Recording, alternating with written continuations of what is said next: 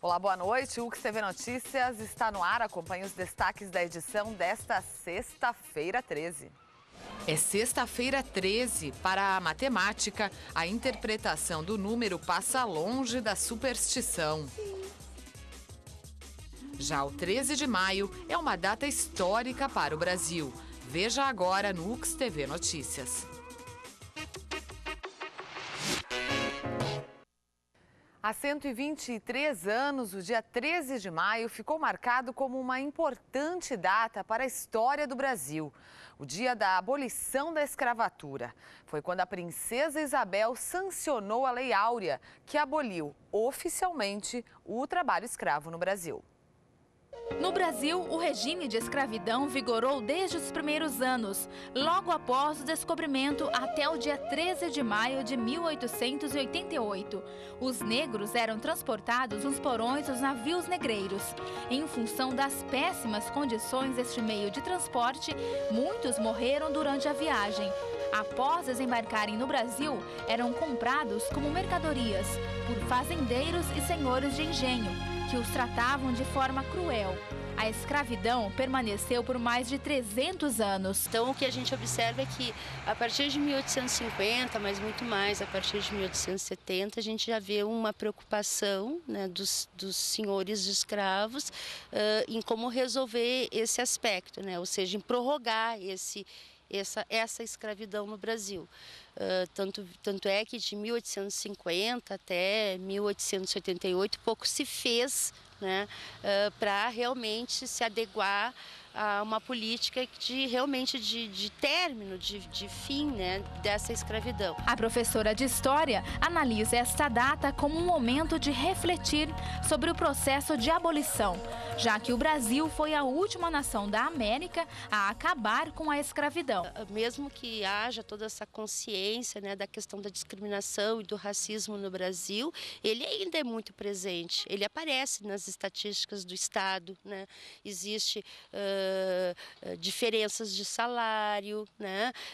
A cor ainda influi na questão social e política do negro, né? A sociedade, ela é dividida assim em classes sociais e aonde a cor tem uma influência muito grande. Para Elvino, a população negra conquistou espaço em todos os meios sociais. Ele mesmo é um exemplo. Quando chegou em Caxias do Sul há 30 anos, trabalhou na metalurgia e no comércio. E logo fui para o serviço público, né, por ter esse gosto pela questão da arte, da cultura, enfim. E me possibilitou que hoje eu esteja aqui nesse cargo de diretor do Departamento de Arte e Cultura Popular, trabalhando com as manifestações populares da cidade, com a cultura popular, que é riquíssima, tem um valor imenso e que a gente percebe isso como um mix cultural. Com certeza, com muita influência do povo negro aqui, fazendo esse contraponto com as outras etnias todas que moram e que construíram Caxias. O UXTV Notícias volta depois do intervalo com o quadro Sinais do Clima. Ele tem uma forma de fazer jornalismo e um olhar sobre o mundo muito peculiar e que pouco se vê na televisão brasileira. A parceria entre a UXTV e o canal Futura trouxe a Caxias do Sul o videojornalista Luiz Nachbin. Com uma câmera na mão e muita sensibilidade, este viajante solitário já percorreu 53 países, registrando a diversidade cultural dos povos e muitas histórias de vida contadas através dos personagens que ele vai encontrando pelo mundo.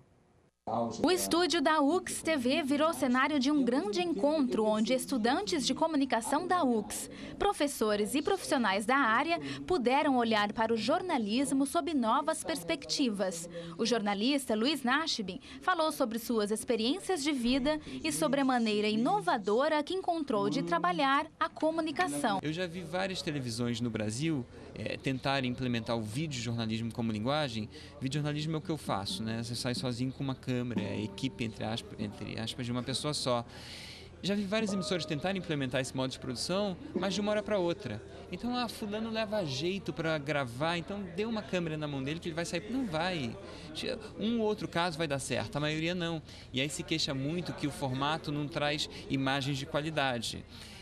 O videojornalista não vai trazer imagem de qualidade se ele não for treinado, se ele for colocado na rua para gravar de uma hora para outra. Então, novas linguagens não surgem de uma hora para outra, surgem a partir de um certo exercício de estudo, de paciência, de investimento. Como produtor independente, já passou por 53 países, onde registrou muitas histórias através do programa Passagem Para. Sempre em companhia de uma câmera e viajando por vários dias, ele conta as vantagens e as dificuldades das andanças que dão forma aos documentários. Às vezes eu não me aguento mais, às vezes é ótimo o fato de estar sozinho, porque surge uma história, eu vou atrás da história livremente, enfim. Se a história não estiver dando certo, eu não preciso da satisfação. Se só eu acreditar na história, não tem problema, porque só eu, no caso, estou correndo atrás da história. Assim, em alguns aspectos é muito bom. É bom também porque até agora é a menor equipe possível, né? Enfim, então gera mais espontaneidade por parte do outro, você entra em certas situações que uma equipe não entraria. Agora tem desvantagens também, porque 2, 3, 4 cabeças pensam melhor que uma em várias situações de simultaneidade, o repórter tem que estar ali apurando enquanto o cinegrafista grava imagens e tal, e o produtor, enfim, há situações mais complexas em que a equipe tradicional vai sempre funcionar bem melhor. Por onde passa, Nashbin desvia dos pontos turísticos convencionais e busca registrar o cotidiano das pessoas. Encontros e conversas descontraídas constroem programas com narrativas simples e ao mesmo tempo profundas. A gente tem hoje em dia N telejornais, N programas que às vezes repetem a mesma temática. Eu faço um programa de viagem. Quantos programas de viagem, né, a gente tem na grade da programação brasileira, da TV brasileira? Inúmeros, né? Que não seja comercial, né? E que não seja comercial, exatamente. Então, a minha expectativa número 1 é que mostre personalidade, que seja autêntico, original. O também professor do curso de Comunicação Social da PUC do Rio de Janeiro busca em suas reportagens aspectos peculiares de seus entrevistados e conquista o telespectador com suas abordagens. O próximo projeto se chama Entre Fronteiras, o novo programa que estreia em julho no canal Futura. A gente tem que nem eu, né, tem que envelhecer com sabedoria. Todas as pessoas têm que fazer isso. E eu acho que ele é uma ferramenta para isso. Ele te passa conhecimento, né? A gente não consegue viajar o que ele viaja. Para os estudantes, a palestra foi mais que uma aula. Foi concebido interessante, assim, tanto os cases que ele contou dos trabalhos deles feito como repórter esportivo. Motivou muito também a gente a querer também ter mais experiências, com certeza, além do curso que a gente tem, mas também ser mochileiro, como ele foi, né? E seguir novos horizontes. Os sinais do clima de hoje é sobre os cuidados que devemos ter com a pele e não somente no verão, viu?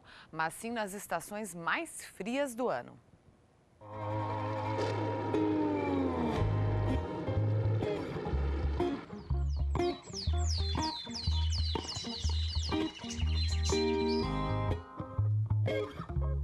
As temperaturas estão baixando e os dias estão ficando cada vez mais cinza. O sol, quando surge, parece mais fraco, talvez porque nesta época do ano ele esteja mais distante da Terra. Mas isso não significa que a gente deva se descuidar com a incidência solar. Muito pelo contrário, a nossa pele precisa de proteção contra os raios do sol, inclusive nas estações mais frias. Fundamental o uso do filtro solar. Ele jamais deve ser usado só no verão, porque radiação ultravioleta tem o ano inteiro. Ela reduz um pouquinho aqui no nosso clima, que é mais frio, mas a radiação ultravioleta continua o ano todo. E não é só quando tem sol brilhante que se tem radiação ultravioleta, e sim também nos dias nublados, até às vezes nos dias chuvosos. Sabe aquela sensação que tu tem quando tu tá na rua, mesmo com chuva, vontade de botar um óculos escuro? Aquilo é a radiação ultravioleta que está passando as nuvens e atinge a nossa pele. A radiação ultravioleta faz parte da luz solar que atinge a Terra. Ao atingir nossa pele, os raios UV penetram profundamente e desencadeiam reações imediatas como as queimaduras solares, as fotoalergias, que são alergias desencadeadas pela luz solar, e o bronzeamento. Provocam também reações tardias devido ao efeito de acúmulo da radiação durante a vida, causando envelhecimento cutâneo e as alterações celulares, que através de mutações genéticas predispõem ao câncer de pele. A radiação UV que atinge a Terra se divide em radiação UVA e UVB. Os raios UVC não nos atingem.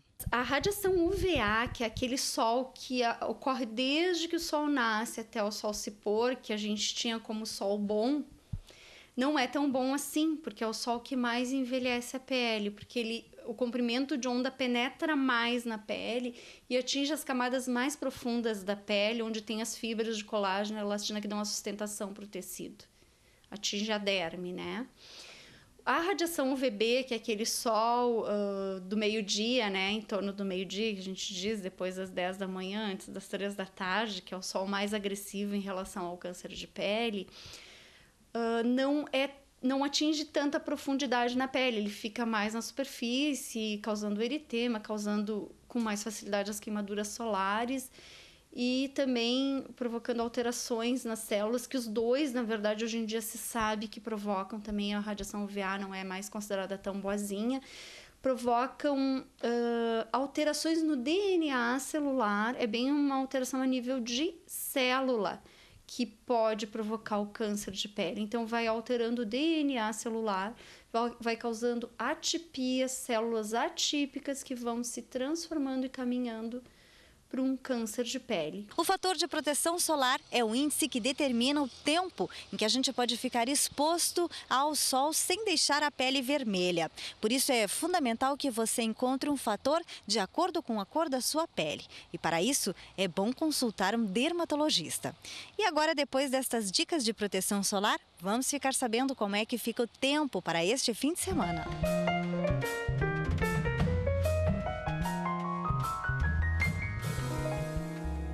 Sábado deve chover e a culpa são das áreas de instabilidade que vêm da Argentina e devem tomar conta de praticamente todo o Rio Grande do Sul. Já no domingo, o tempo abre e deve ter sol na maior parte do dia. Isso por causa também de uma massa de ar polar que vai estar chegando por aqui e derrubando as temperaturas. A mínima em Caxias deve ser de 8 graus e a máxima em Porto Alegre neste fim de semana deve chegar aos 19. Em seguida, vamos falar dos simbolismos da famosa Sexta-feira 13.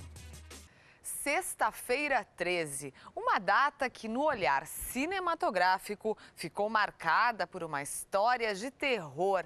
Mas qual o significado deste número que, de uma certa forma, provoca uma espécie de temor nas pessoas que acreditam nessa sensação neste dia, claro?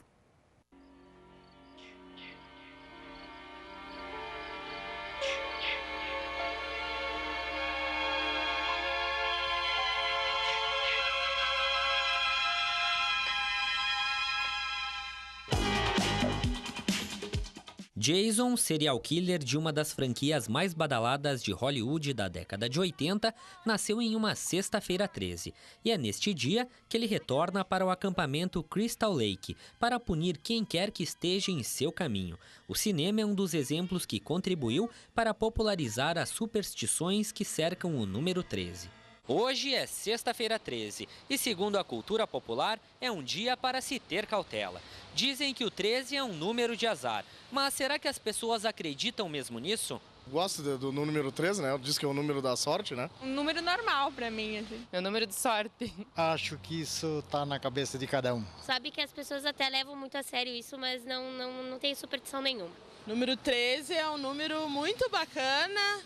3 mais 1 é 4, 4 é alegria, felicidade, nenhum problema. Agora, se for passar embaixo de uma escada e numa sexta-feira 13 ver um gato, aí já é um outro departamento. A vendedora desta loja de artigos esotéricos no centro de Caxias do Sul conta que na sexta-feira 13, muitas pessoas vêm até aqui em busca de peças para proteção.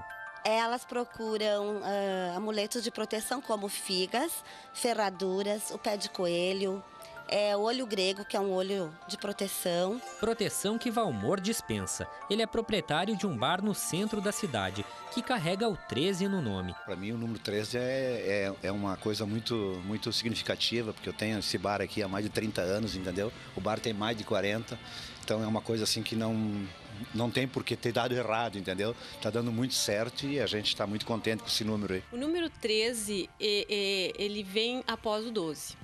O 12 remete à ideia de perfeição. Então nós temos 12 signos, 12 horas do dia, 12 horas da noite, 12 meses. 12 é composto pelo 1 e pelo 2. 1 é o princípio masculino e o 2 é o princípio feminino. Mas quando algo atinge a perfeição, esse algo acaba. É como a gente começar algum trabalho, quando a gente termina, a gente começa outra coisa. Então, do 12 a gente parte para o 13. O 13 vem a ideia da morte, da finalização. Então, no tarô também, a carta 13 é ligada à carta da morte. É um pouco frustrante a matemática se posicionar em relação ao número 13, porque a matemática não tem muito a dizer sobre ele. O número 13 é um número primo. A criptografia, ela é a questão ela é baseada em números primos, né?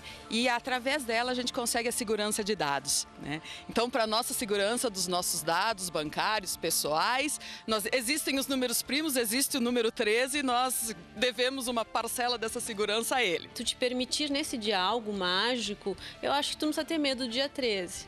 Mas as pessoas que têm esse medo, de repente não lidem bem com essa questão. E aí surge o medo de alguma coisa ruim acontecer, de não passar embaixo de escada, e aí tem o gato preto, né? Então, quanto mais a gente der lugar ao mágico e aquilo que não se limita na vida, mais a gente vai poder valorizar esse dia 13.